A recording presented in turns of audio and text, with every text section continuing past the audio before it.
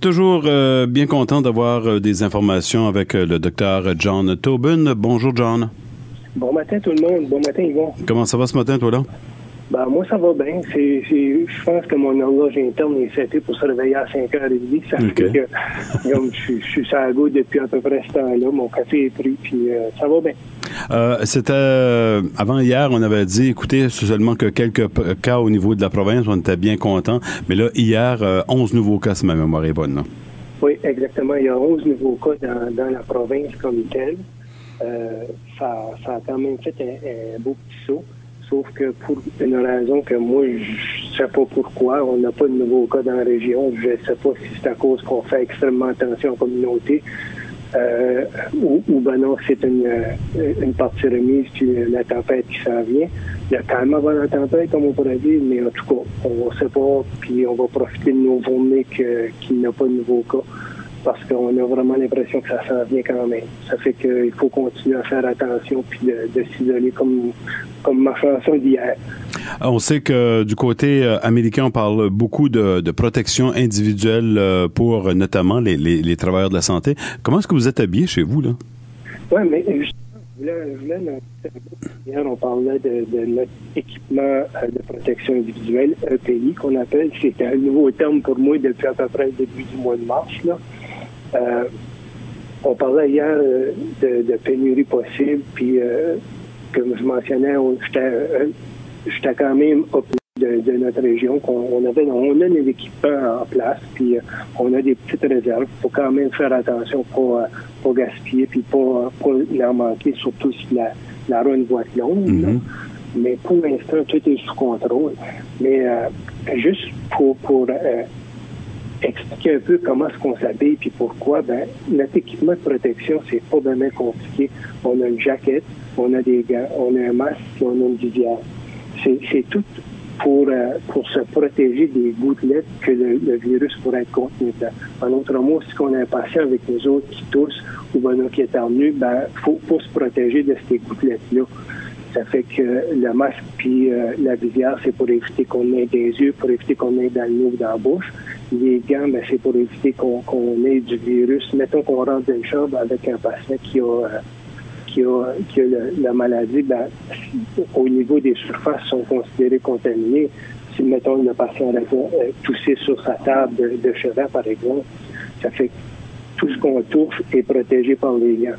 Parce que Puis la jaquette, c'est la même chose aussi, là, pour essayer d'absorber le virus si jamais comme ça on contact. Ça fait que la chose importante aussi, c'est qu'une fois qu'on a été dans la chambre avec le patient ou qu'on a été en contact face à face avec le patient qui est potentiellement contaminé, la chose importante, c'est de savoir comment se déshabiller ou en bon voyant comment se dégrader. Oui. C'est qu'évidemment, faut enlever nos gants, enlever notre jaquette, puis se laver les mains à chaque étape. Puis après ça, on va vers la tête, on enlève notre masque, mais en touchant juste les gants en arrière de la tête. On enlève nos lunettes en touchant pas du tout le visage comme tel. Puis évidemment, on se lave les mains à chaque étape de ça aussi. Ça fait que de cette façon-là, c'est notre protection à nous autres pour essayer d'éviter d'être en contact. Ça fait que ça sonne un peu compliqué, mais qu'est-ce qui est important de dire, c'est que depuis le début du mois de mars, on a des sessions de formation, on a des vidéos en ligne pour apprendre comment, ou plus se refresher, comment s'habiller, comment se déshabiller. Puis c'est impressionnant de voir que tout le personnel fait ces formations-là, embarque dans le jeu, puis on pratique en fin de compte, on se pratique à accueillir nos patients malades. Écoute, John, quelques questions qui reviennent assez souvent sur différents sites web. Notamment, il y en a un, c'est si j'ai attrapé le virus du corona et je m'en suis sorti, est-ce qu'on peut l'avoir une deuxième fois, là? Oui, j'ai justement vu ça un matin comme commentaire dans Facebook, mais en règle générale, le virus, une fois qu'on l'attrape, notre corps, lui, va s'organiser pour former des anticorps. C'est un peu pour ça qu'on fait autant de fièvre, pour ça qu'on fait une réaction aussi importante. C'est que notre corps, lui, son système immunitaire embarque en jeu, puis il se met à créer, à former des anticorps contre ce virus-là pour attaquer le virus. Le corps humain a fait en sorte que on se rappelle de ça. C'est comme si que les cellules vont se rappeler du virus Puis, si jamais qu'on est présent à un moment donné, on est confronté à nouveau au virus, si les anticorps sont en place dans notre corps, si les cellules, les lymphocytes qu'on appelle, sont en place, puis ils se rappellent du virus, ben, ils vont former d'autres anticorps, on va se défendre naturellement contre la maladie. Dans le fond, c'est l'immunité naturelle. C'est le principe de base en arrière de tous les vaccins, justement. Parce qu'un vaccin, c'est un peu ça. On nous donne une version morte ou une version inactive du virus pour que notre corps forme des anticorps puis il se rappelle de ça. Ça fait que quand on est confronté au virus, ben notre corps se défend puis on tombe pas malade ou on tombe beaucoup, beaucoup moins malade. Il y a des grosses études qui sont en cours, il y a des prototypes qui sont en train d'être formés, mais malheureusement, il faut que ça passe toutes les étapes pour faire certain que c'est des vaccins qui sont safe, des vaccins qui sont efficaces. Ça fait qu'on parle de plusieurs mois avant qu'on ait un vaccin. Est-ce que tu sais s'il y a des gens, justement, du côté du Nouveau-Brunswick ou ailleurs au Canada qui ont commencé à traiter avec, justement, l'antibiotique contre la malaria, là? Oui, bien, c'est ça.